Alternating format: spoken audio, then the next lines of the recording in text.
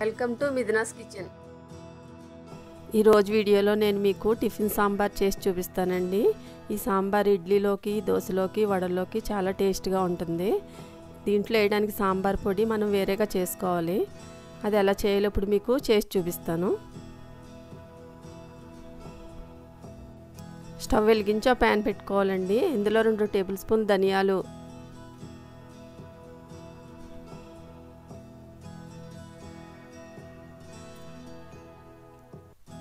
1 tea spoon మెంతులు, 1 tea spoon జీలకర్ర, 1 ఎండుమిర్చి వేసుకుని ఇవన్నీ దోరగా వేయించుకోవాలండి.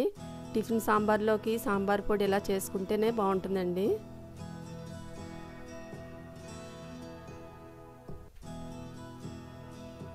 వేగిపోయిందండి. ఇప్పుడు స్టవ్ ఆపేసి పక్కన పెట్టేసుకుందాం.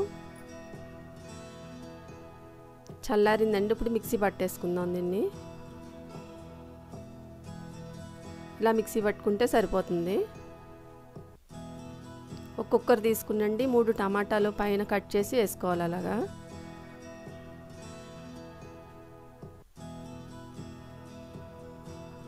ఒక ఉల్లిపాయ తీసుకుని ముక్కలు కట్ చేసి వేయాలండి. అది కూడా 4 పచ్చిమిర్చి, 3 వెల్లుల్లి రేఖలు, 1/2 టీ స్పూన్ పసుపు, 1 టీ స్పూన్ సాంబార్ పొడి ఇంట్లో చేసిందండి, కొద్దిగా సాల్ట్, 2 గ్లాసులు వాటర్ పోస్తున్నానండి.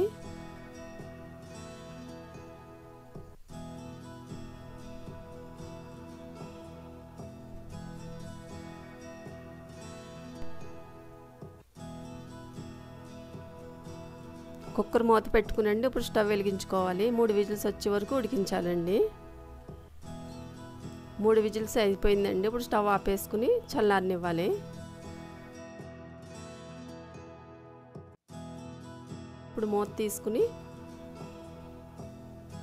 టమాటాలు పైన స్కిన్ తీసేయాలండి. అలాగా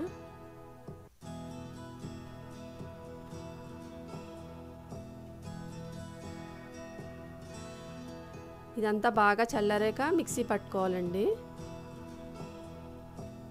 దీన్ని కూడా పక్కన పెట్టేసుకుందాం. వేరే గిన్నె తీసుకునండి. అందులో 1 టేబుల్ స్పూన్ ఆయిల్ వేసుకోవాలి. కొద్దిగా ఆవాలు, మెంతులు, జీలకర్ర, కొంచెం ఇంగ వేసానండి. ఉల్లిపాయ అలా చిన్న ముక్కలుగా కట్ చేసి కొద్దిగా వేసుకోవాలి. కొద్దిగా కరివేపాకు వేసుకుని ఉల్లిపాయ మెత్తబడి వరకు ఫ్రై చేసుకోవాలి. ఉల్లిపాయ మెత్తబడిందండి. ఇప్పుడు మిక్సీ పట్టుకున్నది ఇందులో వేసేసుకుందాం. మిగిలిన వాటర్ ఉంటుంది కదండి, మనం టమాటాలు ఉడికించుకున్నది, ఆ వాటర్ కూడా ఇందులో పోసేసుకోవాలి.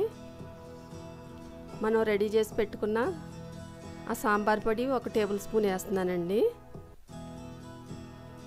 ఇది వేయడం వల్లే ఈ సాంబార్కి మంచి టేస్ట్ వస్తుందండి. స్మెల్ కూడా చాలా బాగుంటుంది.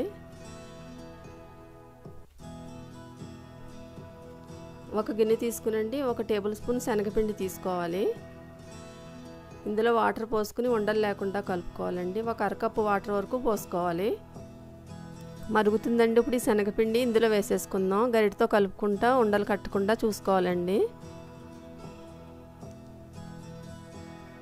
రెడీ అయిపోయిందండి టిఫిన్ సాంబార్. మీరు ట్రై చేసి చూడండి. నచ్చితే నా ఛానల్ని లైక్ చేయండి, షేర్ చేయండి, సబ్స్క్రైబ్ చేయండి.